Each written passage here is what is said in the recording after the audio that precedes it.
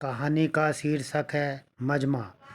श्रीमती जी श्रीमान को सुबह की चाय की प्याली देते हुए बोली कि पड़ोस के शर्मा जी को देखो, बच्चों को स्कूल बस में बिठा दिया, दूध भाजी भी लेकर आ गए और एक आप हैं घर में बैठे चाय पी रहे हैं।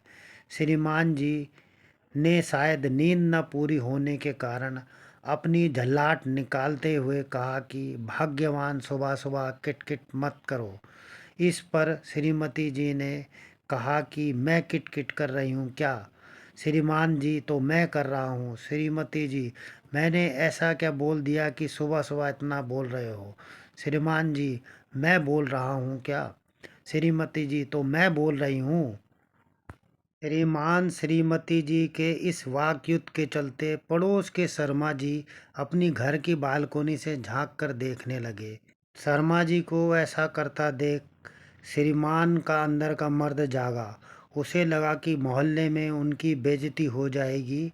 उन्होंने वाकयुक्त को आगे बढ़ाते हुए श्रीमती जी को बोला कि मैं कोई गुलाम नहीं कि सुबह उठकर बच्चों को तैयार कर स्कूल भेजूं, साग सब्जी लेकर आऊं और फिर घर का काम कर ऑफिस जाऊं।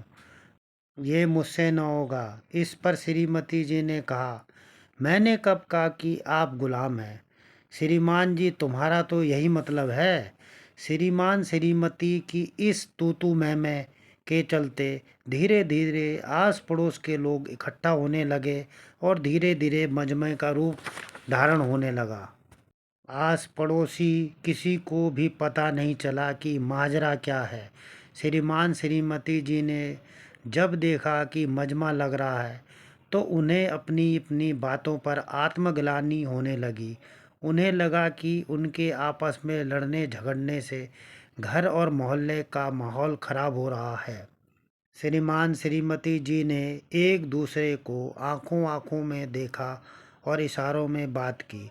श्रीमान जी ने कहा कि श्रीमती जी, आज आंख खुलने में देर हो गई, इसलिए बच्चों को स्कूल बस में नहीं बैठा पाया। साग सब्जी तो मैं कल ही शाम को ले आया था, फ्रिज में रखी है, पर बताना भूल गया। श्रीमती जी ने कहा कि मैं भी कितनी भुलक्कड़ हूँ। कल ही तो आपने कहा था कि बच्चों को स्कूल बस में कल तुम बैठा देना, मैं ऑफिस कल देर से जाऊँगा। इतना कहने के बाद दोनों ने बनावटी हंसी हंसी और अपना अपना मुंह बनाकर अपने अपने काम पर लग गए। मजमा जो इकट्ठा हो गया था वो भी